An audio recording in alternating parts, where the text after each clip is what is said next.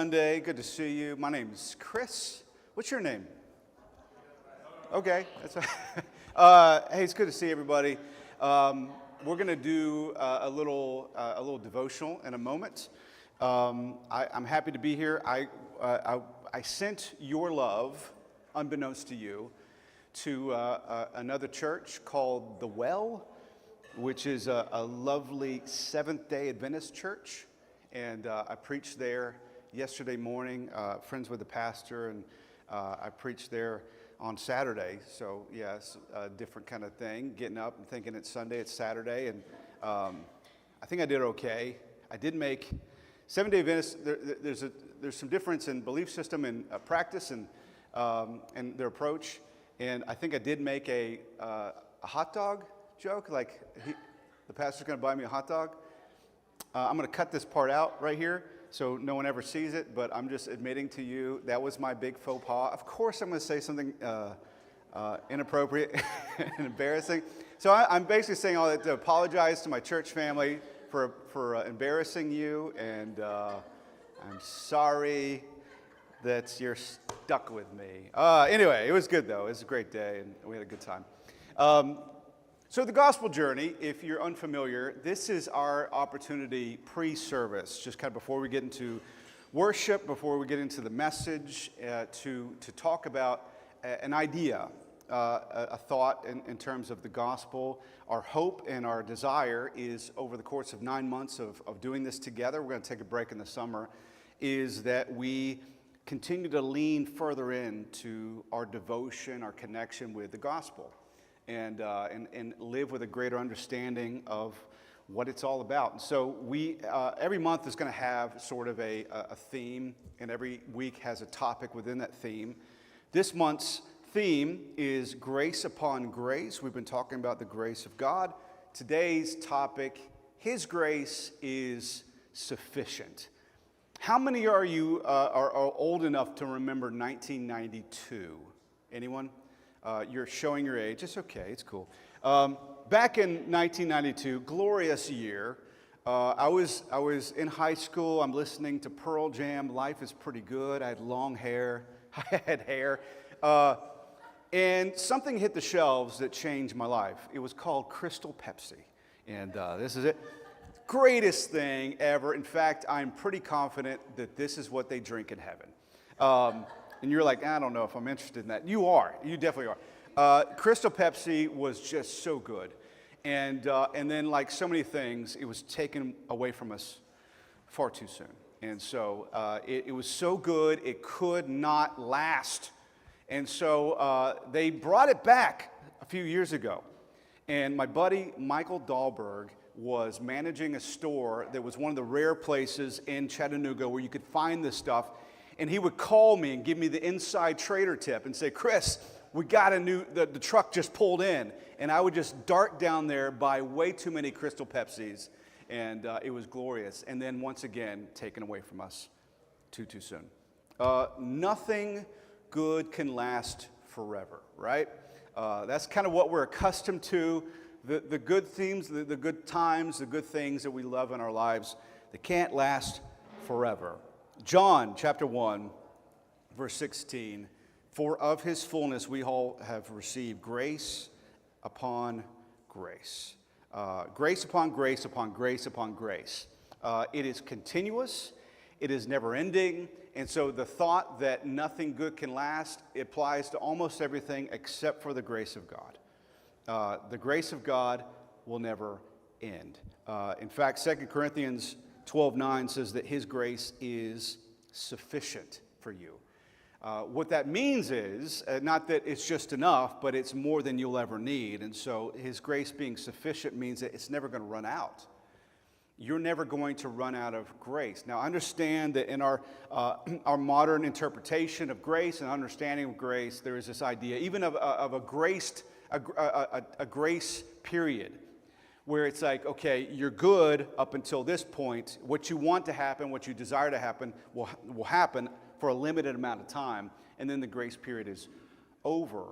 And I think that we transfer that on to God. Have you ever been taken advantage of have someone kind of walked over you and taken advantage of you? I have, certainly.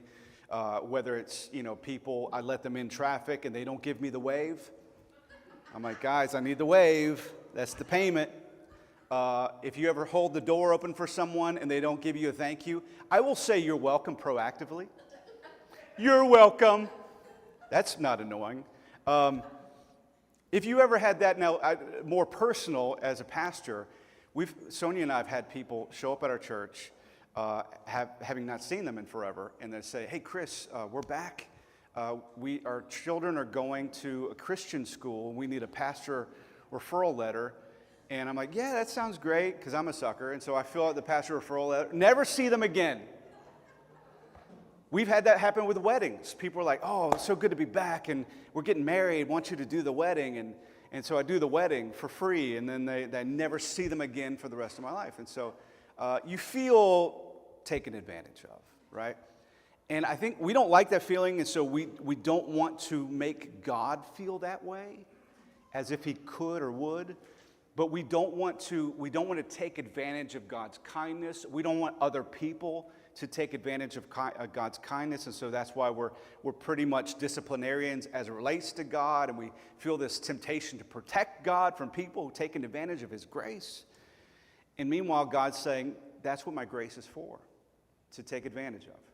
It is sufficient. It is never running out. There's no grace period on his grace. This is what Romans chapter 5, 20 and 21 says. The law came so the transgression would increase, but where sin increased, grace abounded all the more, so that as sin reigned in death, grace would reign through righteousness to eternal life through Jesus Christ our Lord. A common criticism of the Apostle Paul's presentation or teaching of grace is that it is it's a license to sin. And so this statement here, are you saying, so if grace abounds where sin abounds, so should we sin more so grace would abound more? Truthfully, the answer to that question, if there's more sin, is there more grace? The answer is honestly yes. So if we sin more, is grace going to abound more? Well, the answer is yes.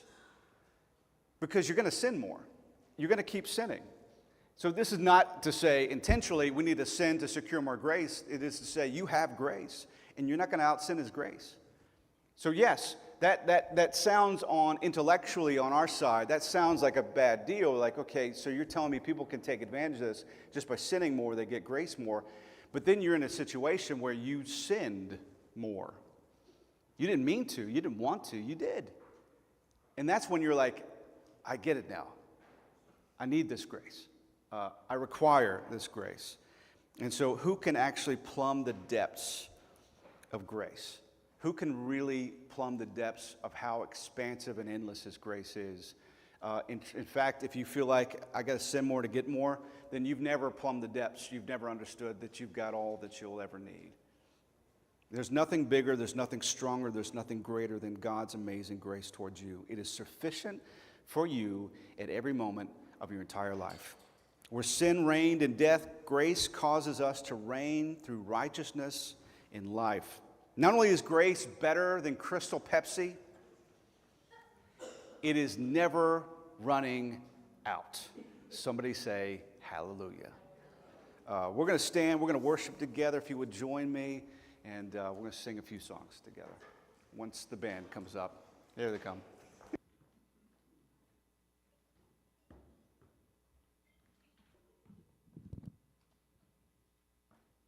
I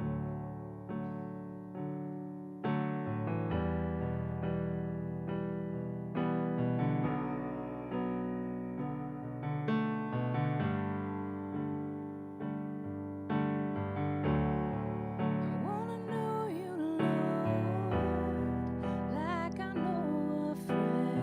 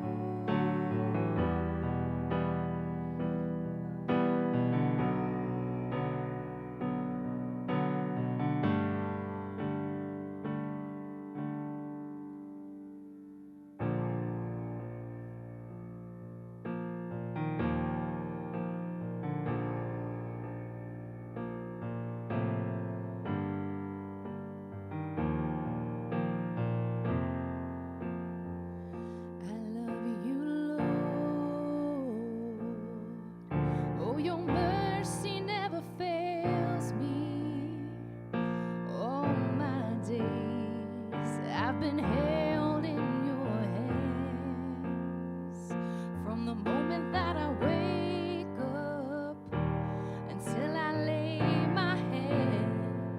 Oh, I will sing of the goodness of God. 'Cause all my life you have been faithful. And all my life you have been so, so good. With every breath that I am able, oh, I will sing of the goodness of God. I love your voice. You have led me through the fire in darkest night. You are close like no other. I've known you as a father. I've known you as a friend.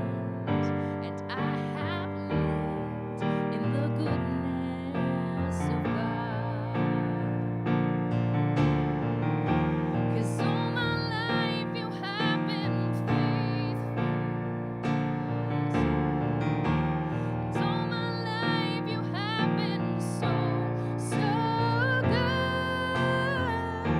With every breath that I am able, oh, I will sing of the goodness of God. Your goodness is running after, it's running after me. Your goodness is running after, it's running after me. With my life laid down, I surrender now. I give you everything. Your goodness is running after, it's running after me. Your goodness is running after, it's running after me. Your goodness is running after, it's running after me. With my life laid down, I surrender now. I give you everything. Your goodness is running after, it's running after me. 'Cause all my life you have been faithful. And all my life you have been so, so good. With every breath that I am able, I will sing of the goodness of God. Oh, I will sing of the goodness of God. Lord, sometimes when I think about these songs, I think about this common theme of you running after us and finding us in the dust. And I think about space and galaxies and planets and all the millions and billions of people and animals and everything on this earth. And you find me, Lord. You always find me. You chase me down, and there's nothing that I can do. There's no amount of untruths. There's no amount of lies or being swayed by this world and the struggles in it and the losses. There's no amount of untruths that will separate you from me, ever. What a beautiful thing that is to rest in today, God. No matter what we face, your goodness perseveres and it never leaves us. So please give us a good day of fellowship. Bless Chris's words. In Jesus' name, amen. Good morning, everyone. I'm coming from behind. I'm Sonia, and I'm going to be doing the announcements this morning. So if you are a first-time guest, we are so happy to have you. Welcome. There is a guest card in the front, on the floor in front of you. If you fill that card out, you can take it after service to the Welcome Center. And back there, you can exchange it for a coffee card to Be Caffeinated, which is an amazing coffee shop in town. So we have family groups that meet throughout the month, and just like a little testimony for me, and it was a different church, but I remember as a single young woman, my favorite thing at that church was the family groups, because I would go and I would feel a part of that church. I would love watching everybody at different stages of their life. And so at first I thought, I just need to go to a single women's group. And I realized that I enjoyed the family groups better because I was able to feel a part more of a family. I had grandparents and I had little cousins and, brothers and sisters running around me, and so I just remember that was a huge part of me getting involved in that church. And so I just encourage you, if you've not been to a group, we have some great groups around here, and so we have information at the Welcome Center as well. So if you are looking for a group and you don't know which ones we have, you can go back there and there's a list of the groups and when they meet. And one of the groups, we make it very easy to attend. It's at 10:10 on Sunday mornings right here in our family center. It's like our little living room over there with the sofas. So if you can't find a group that you are interested in and you would like to try one out, this is a really good one to try out. So April 13th, we are having Big Picture Sunday, and I really encourage y'all to be there. We're going to be talking about the next chapter of where our church is going, and I just encourage you, this will be a really good Sunday to be at. Please try to be here and do not miss it. Easter Sunday, if you can believe this, is only 4 weeks away. So who are y'all going to invite? Be thinking about that. It's a great time to invite someone to come Easter Sunday. That's when people tend to want to come to church. So just be open and be praying about who you want to invite that Sunday. And then we have Special Olympics, 9:30 a.m., April the 26th at Chattanooga Christian School Stadium. We have a registration at the table right back here. So after church, remember to register there as well. All right, so I'm going to welcome up my fabulous, wonderful husband, Christopher Stapleton, not the country singer. Not the country singer. Give Sonia a huge... I got a crush on that girl. We're married. You're like, oh, wait, that's weird to say. She's my wife. I can say that if you're new here. Good. Everybody happy? Good? Everything's good? Okay, we're going to dive into a message. We have been in a series for the last several weeks called Pictures of Grace. We're going to ride this wave all the way to Easter Sunday. And so we are taking advantage of this time to go back to the OT. I'm an old fool for the old school. And so we go back to the Old Testament, and we are looking at stories that are familiar to you, and you at least have heard of them, I'm sure. And maybe we don't have all the same memories that we do growing up as far as like the reality of these stories. I think sometimes growing up, you're like, you just kind of see these stories as pictures of heroes and great things that they did, and then you get into the meat of the story, and you're like, hey, this is kind of messy, and these people are not that wonderful. But I think it's important to go back and do a little bit of a deep dive into these stories and find pictures of God's amazing grace on display throughout them.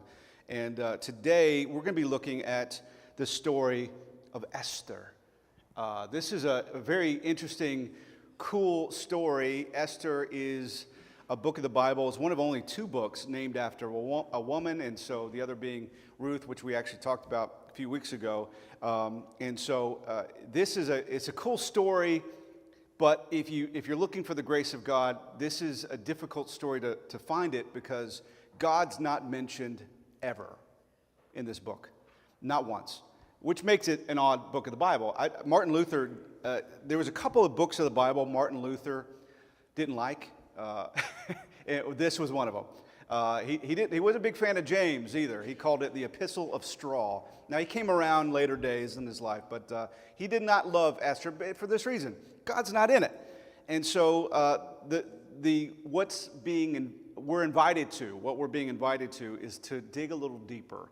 And the author is asking us to look and to see God at work throughout the story. And so here's a quick synopsis, and I'll walk through this as quickly as I can just to give you kind of the broad brush synopsis of this story. Esther, the book of Esther, takes place 100 years-ish after Babylonian exile of the Jewish people from Judah. And so, of course, they were driven out of their homeland. It was forceful, it was an overthrow, it was violent. And so then the Jewish people were displaced for a number of years. Some returned home when they were able to, but not many. Maybe 50,000 returned home to rebuild Jerusalem, to be part of that effort. But many remained in exile. It's believed to be over 1 million people that were displaced, that remained in exile at this time. And so including our main character, Esther. And if you guys, who speaks Spanish here? Okay, yeah, yo soy bilingüe. Amen. Estrella is star, right? So her name means star. So she's the star of this movie, honestly. And so we meet her. She is living in Susa, which is the capital of the ancient Persian Empire, very powerful city. We meet her in the story, and we meet her cousin, Mordecai. And so we meet them both. And so these are kind of your main characters in the movie. The book starts with the king of Persia. This is King Ahasuerus, and you know him maybe from another name. And if you saw the movie 300, his name is also Xerxes, and so that would be his Greek name. But Ahasuerus is the king of Persia, and the story starts with him basically flexing, and he's putting on these big, grandiose parties, long-lasting parties back to back, and the guy's a bit of a drinker, if we're honest with each other. And so that's clear throughout the story. And so he's having these super long banquet feasts, and at the end of the party, he's probably a little bit inebriated, and he demands that his wife, Queen Vashti, come out and show off her beauty to all the party goers, to all the people at the party. And so she's basically his trophy wife, and so he says, come out and show off how beautiful you are. And she's like, no, you're drunk, you're gross, I'm not doing that. And so he makes a decree at that point, you're no longer the queen now, that's it. So he deposes her, and so he basically puts out a decree that men from here on out are the master of their home, and their wives have to do exactly what they say. That's how mad he is. He puts out this decree to say this will never happen again. You have to do what your husband says. That's the rules. I just wrote the rules. That's all there is to it.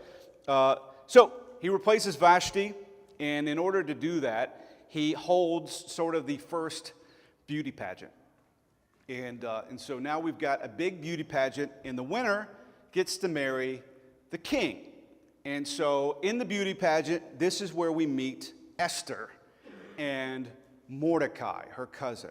And so Esther decides, I'm going to enter the pageant and see what happens. She hides the fact that she herself is Jewish. So she doesn't let anyone know this, because if they did, it would be a major issue, but she hides that fact, enters the pageant, and lo and behold, she wins. She is not just Miss Congeniality, she is Miss Persia. So here she is, and we often romanticize about these stories. I know Esther has become kind of a heroine, a hero of the Bible. It is a cool story. It's kind of a Cinderella story in a way. And so I know these Bible characters, these Bible heroes, they're impressive, and we romanticize the character, the story as well. But the truth is, I think it's important to understand, part of our faith journey, leaning into and learning God's amazing grace, is developing an understanding that there is one that is good, and that is Jesus. No one else in this book is good. No one else in this book measures up. We are all human beings. We're all fractured and flawed and messed up. All of us need the grace of God. We all do. And so I think some people can become aspirational to us, but the truth is, if you really saw behind the curtain, you'd realize they're just as fractured and as flawed as you are, as we are. And so we get a glimpse of good in the story. We get a glimpse of good in these stories in the Bible. But the glimpses of good are really just the light of God's goodness shining through the cracks of humanity. So every good gift is from above, and so it is His goodness on display. In this situation, in the story, we might see some goodness, we might see some promise, we might see some things that we could define as being integrous. But if we look a little closer, and just to give you an understanding, I won't read the whole story, but there is a considerable amount of moral ambiguity in Mordecai and Esther. They make some decisions that are sketchy at best. In fact, in this situation, Esther hiding her true identity, entering this beauty pageant, the best case scenario that she's looking for as far as an outcome is that she becomes the wife of a pagan king, which is completely against the Jewish law, the Jewish code. This is absolutely wrong.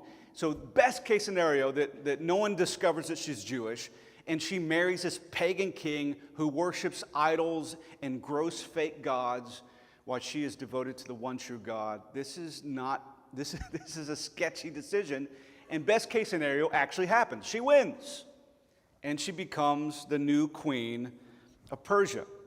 And cousin Mordecai, in that moment, he overhears some temple guards, some palace guards plotting to kill this king. And so they are talking about overthrowing and killing this king. And so Mordecai gets word to Esther. Esther gets word to the king, hey, there's a plot to kill you, to take your life. And so Mordecai, in essence, saves the king, saves his life. In chapter 3, we meet the Disney villain of this story. His name is Haman. He's like Jafar, I think. And so he is... and Iago, and here comes a bird out of nowhere for some reason, because that's how my mind thinks. Haman is the bad guy. He's the villain. He's the selfish villain of the story, and he is elevated to the highest position of the kingdom by the king. Of course he is, and everyone has to kneel to Haman. You have to kneel to Jafar, and so Mordecai is put in a situation where he's being forced to kneel to Haman, and he's like, heck no, I ain't kneeling to this guy. So he refuses. Of course, that offends Haman deeply. He's furious. In his anger, he discovers somehow Mordecai is actually Jewish. So he's on to something here. So he actually convinces the king to put out this edict that all Jewish people must be killed, found, discovered, outed, and destroyed. That's the commission. So he convinces the king, probably while he's inebriated, to put out this decree to kill all the Jewish people that are remaining in this region. There's a date. The date is decided by the roll of a dice. The dice is called a pur, and so this is where we get Purim, which is a holiday that's still celebrated in the Jewish culture. Purim is a celebration of this moment. So there's a date on the calendar that is assigned by the roll of a dice. And so the roll of the dice says that in 11 months, basically all Jewish people will be eradicated from this region. So there's a countdown. All people will be killed. Of course, Mordecai and Esther are very concerned. So they try to find a way to overturn the decree. You would think, hey, just Esther, go talk to your hubby. But you can't do that. It's against the law. You can't approach the king with a decree unless you were invited to do so. And so she would be killed on the spot. Esther, chapter 4, verse 14. I'm going to read just a couple quick verses here. Who knows whether you have not attained royalty for such a time as this? Who knows whether or not you've attained royalty for such a time as this? This is Mordecai making a statement to Esther. Who knows? Maybe you're in the seat that you're in. Maybe God did something miraculous. Maybe God intervened. Maybe you are in this impossible position, this girl, this Jewish girl who came out of nowhere, who's all of a sudden the queen of Persia for no apparent reason. Maybe God did that. Maybe you are here and you were born in your royalty for such a time as this. I've heard that phrase throughout my Christian life, that you are here for a certain, this certain time, a time like this. You're here for a reason. You're here for purpose.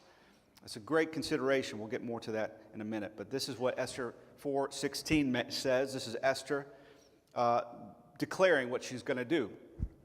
I'm going to go to the king, which is not according to the law, but if I perish, I perish. Everything reminds me of an 80s movie, admittingly. For some reason, I was like, there's an 80s movie that's popping up in my head right now, and I think it's related. Rocky IV, Ivan Drago, if he dies, he dies. Right? Is that from that movie? I think that's right. So good. Anyway, has nothing to do with anything. I just thought I'd say it. Lord help me. Everything is looking bleak. Everything's looking dark. But there's this crazy plot twist in chapter 6. It is so weird. The king is going night-night. The king has got his little jammies on. He's got his royal gown on with the butt flap, and he is going to Betty Bye. And of course, this king wants to have stories read to him. He wants to have bedtime stories. So he has one of his underlings come in to read from the chronicles, not of Narnia, but of their exploits, of their history, what he's done. Come read to me the stories of my greatness while I go nighty-nights. I cuddle up with my Cabbage Patch Kid and curl up and go nighty-nights while you read me the story of my great exploits. And so he does. Now keep in mind, the Jewish people are on a ticking clock. Keep in mind, Mordecai and Esther are hiding their actual nationality, and they know that they are also on the chopping block. And so it is at this moment, chapter 6, where Mordecai, him saving the king's life, the king remembers that. So he's hearing the story like, oh, and remember that one time that Mordecai saved your life because you were going to get killed? And the way the Bible describes it is, oh yeah, I totally forgot about that. I totally forgot. Now, part of me says that is because you were not aware, if you know what I'm saying. You were not conscious because you had been partaking way too much, imbibing way too much. And so, but he's like, he did save me, didn't he? That changes everything. And so he totally forgot about this good deed, about his life being saved. And so he intervenes. He's like, Haman's a bad guy. Everybody realize that? It's always the king's always the last to know. This guy's a villain, right? He's Jafar. Yes, he's Jafar. Take him out. So Mordecai honors publicly, the king publicly honors Mordecai and demands that Haman take Mordecai around the city on like a pony ride. You lead a horse, Mordecai's going to ride on the horse, and everyone's going to celebrate. It's going to be a parade, and you got to drag the horse, and maybe even made him clean it up the horse too. I don't know. I wasn't there. But this is humiliating. Of course, Haman is absolutely infuriated. And so chapter 7 is Esther finally revealing to the king that she's actually Jewish. Big reveal. So I'm actually a Jewish woman. And in that moment, she exposes Haman as he's the bad guy, he's the villain. He's actually plotting to kill us, to kill me, to kill Mordecai, to kill everyone that we know. And in a drunken rage, no way, the king has Haman killed, hoisted on his own petard. He is impaled publicly on a pole that actually Haman had designed for Mordecai. And so he is killed publicly, and now he is unable to take back, no take backsies. the decree that he put out to kill the Jewish people, but he does put out an addendum, another decree, and says the Jewish people are able to defend themselves. They can fight back against their enemies. And so they do. They fight back and they win. They survive and they conquer. And so all Haman's men are defeated. They are victorious. It's a weird story, if I'm honest. It's odd. And you're like, where is the grace of God anywhere in any of this? Because even the good stuff that happens is kind of not that good. There's two things that I want to consider, and we're not going to take a long time today. But there's two things that I think are important, or a couple things that I think are very important about this story. God's not mentioned in any of this book. He's not brought up. He's not really talked about, even loosely. He's certainly not obvious in the story, but he's at work in the story.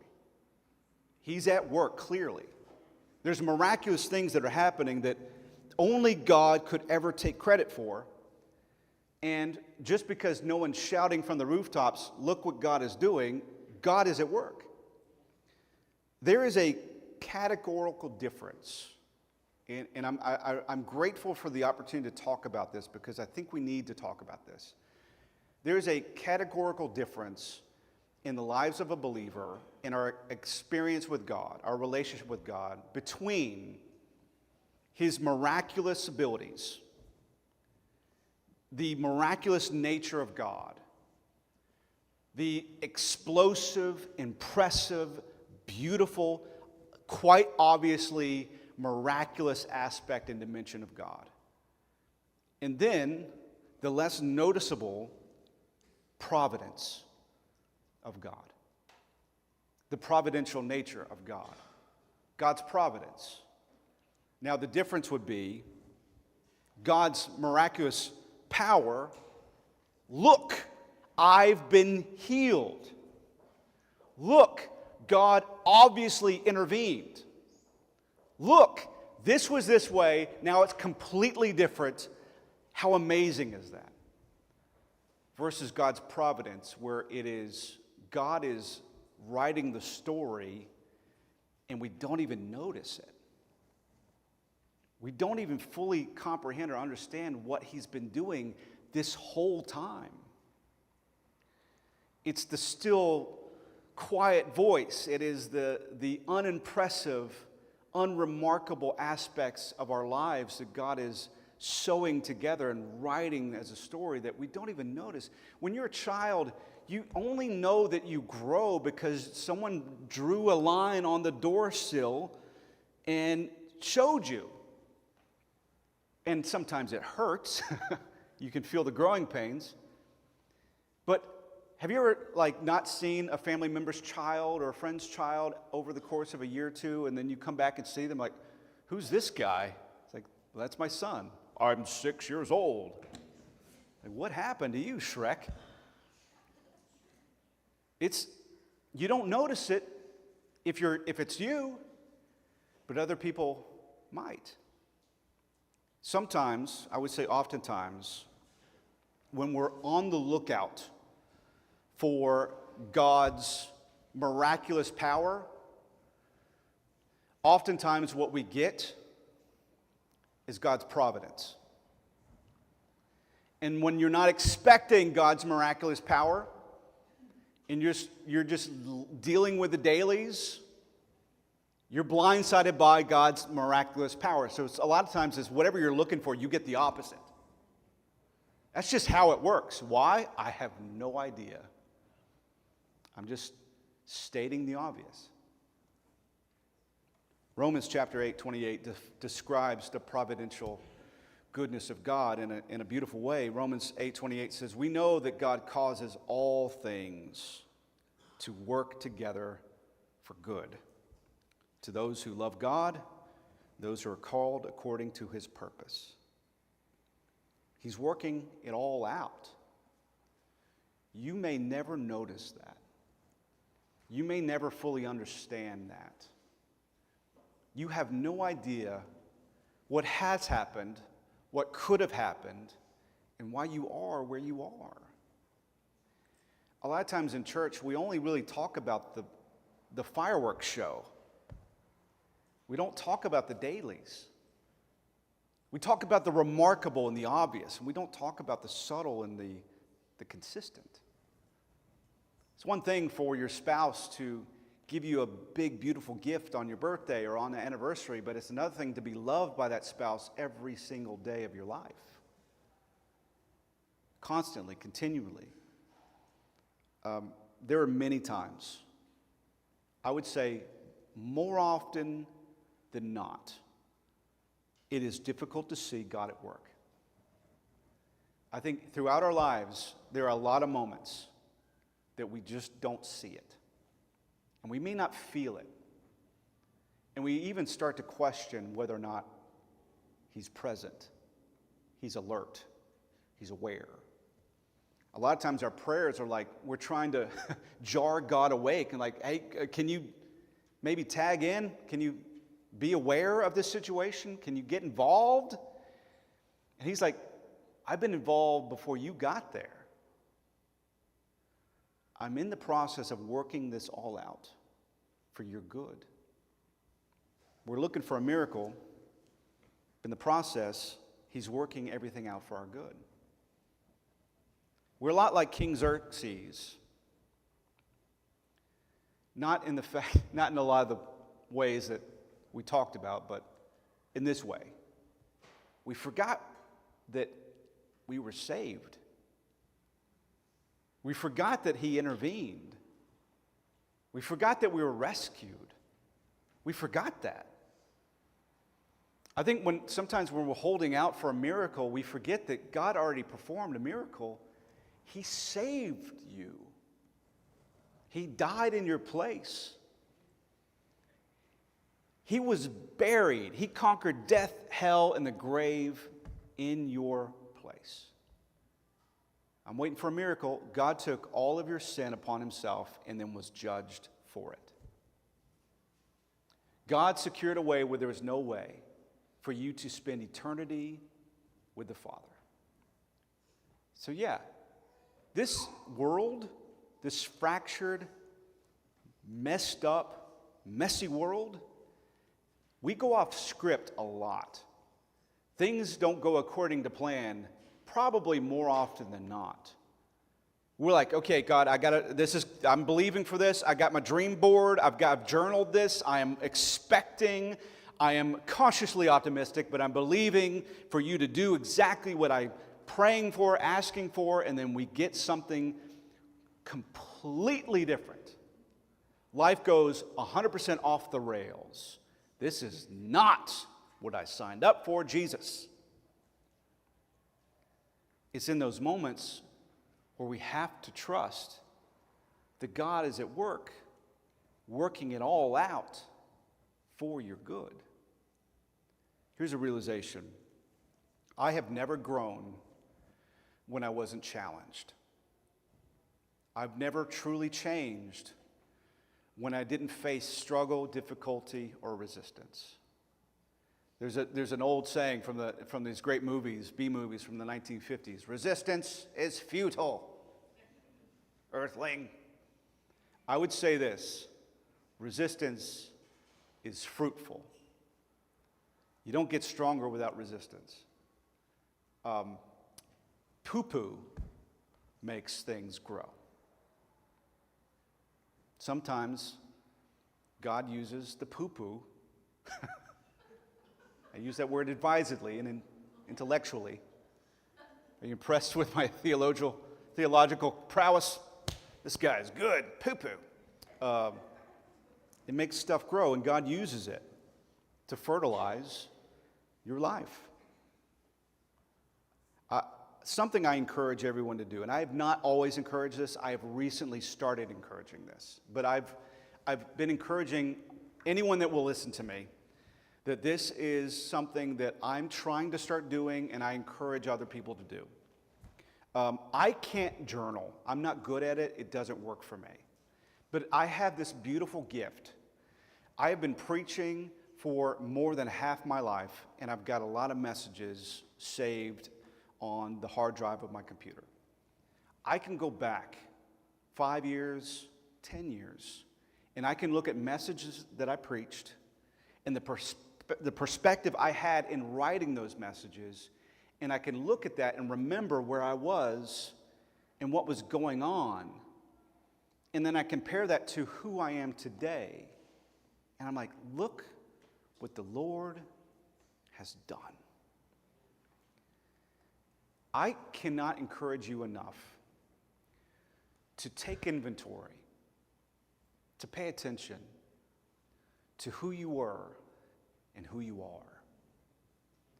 And that is not at all to be self-congratulatory, to high-five ourselves, to say, look, I made something of myself. Here's the truth. While you weren't looking, while you were trying to make something of yourself, God actually changed you. We're not trying to conform. We're not trying to adjust. We're not trying to modify. God is transforming us. As we behold him, we are being transformed. And I know we want that to be some explosive, dynamite, Marvel movie where we come out and like transform into the superhero. It's just not how it works. It's just not how he works. He does over time, and we may not even notice until we stop and say, look where I am. Look what God has done. I was driving, this was a couple weeks ago, and someone made a bonehead mistake in front of me, cut me off. I almost hit them. Old Chris would probably have done a little sign language. And I only know a few things, and one works really well in a car. I probably would have said a few things. I definitely would have gotten mad. It wasn't long ago, I told my wife, I got home, and I was like, I'm getting mad a lot. Like, anger's happening, and I don't like that at all. Someone, a little road rage in front of me, and I got mad at them, and I wanted to lash out. Someone took my favorite seat in the movie theater, and I was like, God, take them home. This is a punishable offense. The man of God's seat has been taken. Remove them. I was mad over nothing, and I'm like, I told my wife, I was like, I don't like that. I think it was last winter, beginning of the year maybe. And I got cut off about a week and a half ago. And I didn't care. Now, I would love to say, so I've been reading this book, and I've been doing a study group, and I've been doing the at-home Goosefraba. Honestly, I haven't done nothing. But somebody's been at work. God's been at work. And I'm not, like, that is not self-congratulatory. That is not celebratory. Like, Chris is now the nicest man in Chattanooga. No one can anger him. Don't try, please. I don't want to test the theory. All I know is that if you don't notice, if you don't pay attention, you miss these things. Look what the Lord has done. Look what the Lord has done. I think this story is a good reminder of that. To be reminded, oh yeah, God saved us. Oh yeah, we've been rescued. And then two, he continues to work things out for our good all the time. May we celebrate that. May we pay attention to that. The truth is, the only fair comparison that we have on this planet is with ourselves. Specifically with our former selves. It's not fair to compare yourself to somebody else. It's not right. It's not helpful. It's not fair to look at someone and say, well, look, they love God, in a way that I wish I did. You don't know what's going on. You're not them. You could look at someone's family, their job, their situation, and be covetous. That is not good. I think the only real fair comparison that we have is where we've been compared to where we are. Some of us feel like we've lost some ground, and that's understandable. I felt that way too. But sometimes you got to drop back in order to make a big play. Sometimes you're going to feel you lost some ground, but the story's not over yet. God's still at work. He's still got the pen. He's still working things out. But I think to look back and say, this is who I was, but this is who I am, that comparison, I think, is encouraging. Or it can be challenging, but I think it's important. God is always faithful. Through the good, through the bad, through the ugly, even when I'm not, He is. When I'm faithless, He's faithful. Philippians chapter 1, verse 6 is an encouragement, and it's beautiful. I'm convinced, or I'm confident of this very thing, that He who has began a good work in you will perfect it until the day of Jesus Christ. That He who has begun a good work in you will perfect it. In other words, He didn't lead us out this far to leave us where we are. He's not done. He's not finished yet. He's at work. And He's working it out for our good. May we be continually reminded that we were made for such a time as this. That our presence in this world, in the city, wherever we go, whatever we do, is needed. You are necessary. You are needed. You are important. You are valuable. You are invaluable to God. You were created and positioned for such a time as this. I like old movies, and I look back and I say this a lot. I was born in the wrong era. I was meant to wear a suit to the grocery store and a fedora. I was meant to talk, hey, how you doing, pal? How's it going? I was meant to talk like that. Sometimes I do anyway.